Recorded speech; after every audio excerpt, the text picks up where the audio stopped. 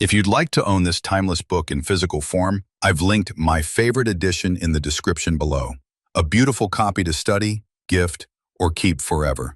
It's the first link in the description. Remember how long thou hast already put off these things, and how often a certain day and hour, as it were, having been set unto thee by the gods, thou hast neglected it.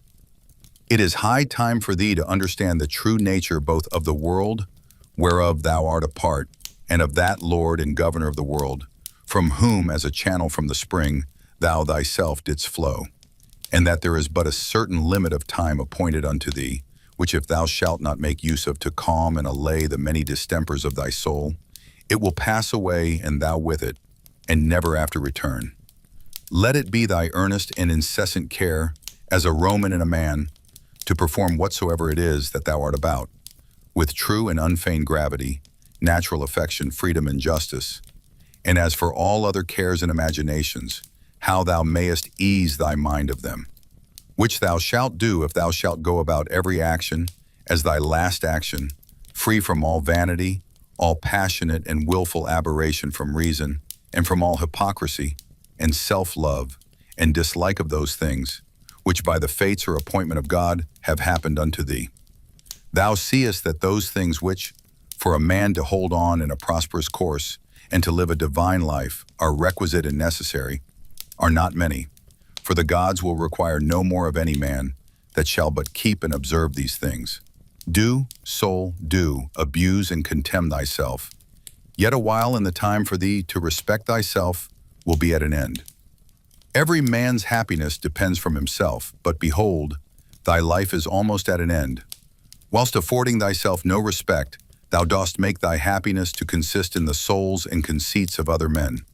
Why should any of these things that happen externally so much distract thee? Give thyself leisure to learn some good thing, and cease roving and wandering to and fro. Thou must also take heed of another kind of wandering, for they are idle in their actions who toil and labor in this life, and have no certain scope to which to direct all their motions and desires. For not observing the state of another man's soul, scarce was ever any man known to be unhappy. Yet whosoever they be that intend not, and guide not by reason and discretion, the motions of their own souls, they must of necessity be unhappy. These things thou must always have in mind. What is the nature of the universe, and what is mine? In particular, this unto that, what relation it hath, what kind of part, of what kind of universe it is, and that there is nobody that can hinder thee, but that thou mayest always both do and speak those things which are agreeable to that nature, whereof thou art a part. Theophrastus, where he compares sin with sin, as after a vulgar sense such things I grant may be compared, says well and like a philosopher, that those sins are greater which are committed through lust than those which are committed through anger. For he that is angry seems with a kind of grief and close contraction of himself to turn away from reason. But he that sins through lust, being overcome by pleasure, doth in his very sin bewray a more impotent and unmanlike disposition. Well then, and like a philosopher doth he say, that he of the two is the more to be condemned, that sins with pleasure, than he that sins with grief. For indeed this latter may seem first to have been wronged, and so in some manner through grief thereof to have been forced to be angry, whereas he who through lust doth commit anything did of himself merely resolve upon that action.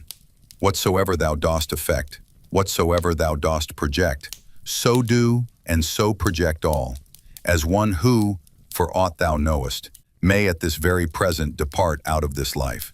And as for death, if there be any gods, it is no grievous thing to leave the society of men. The gods will do thee no hurt, thou mayest be sure. But if it be so that there be no gods, or that they take no care of the world, why should I desire to live in a world void of gods, and of all divine providence? But gods there be certainly, and they take care for the world.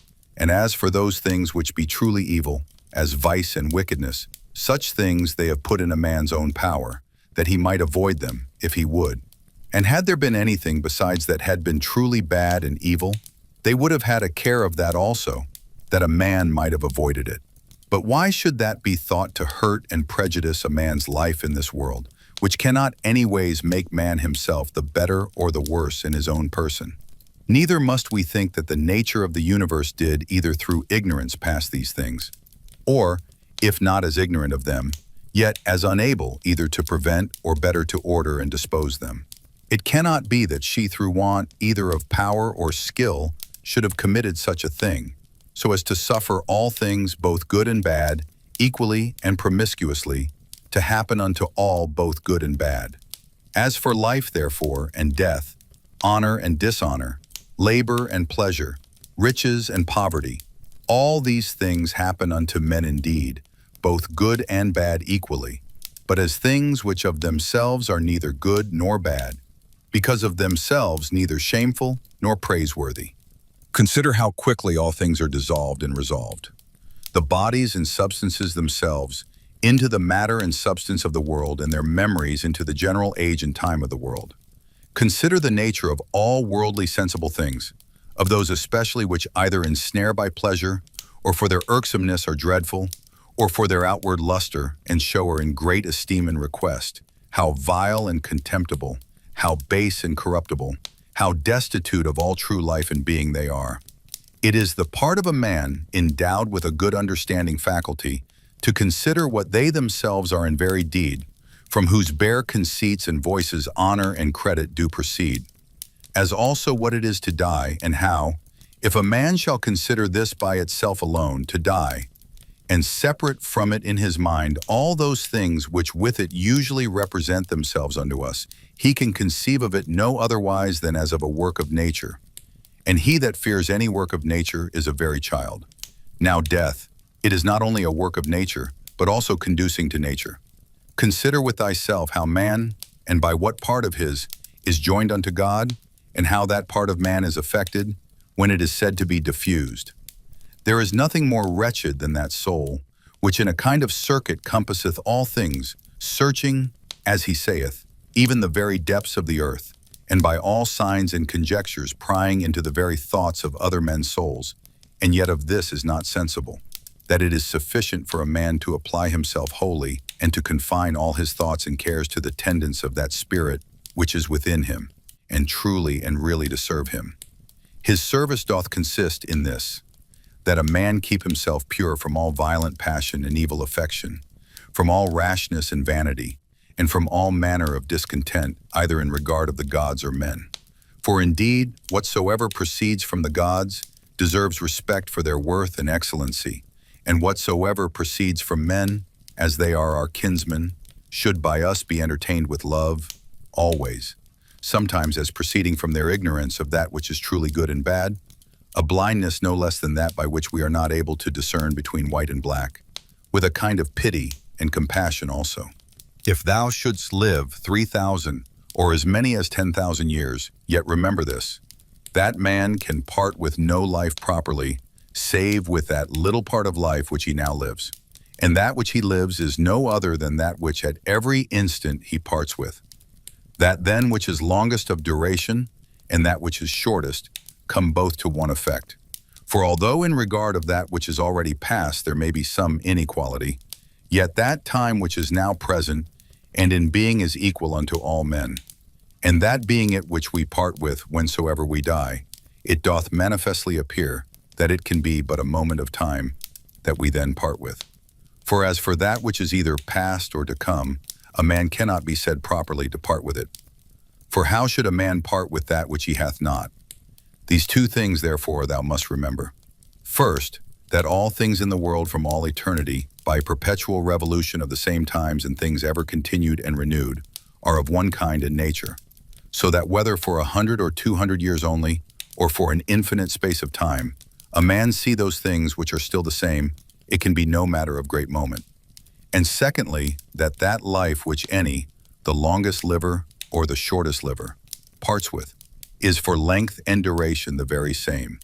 For that only which is present is that which either of them can lose, as being that only which they have.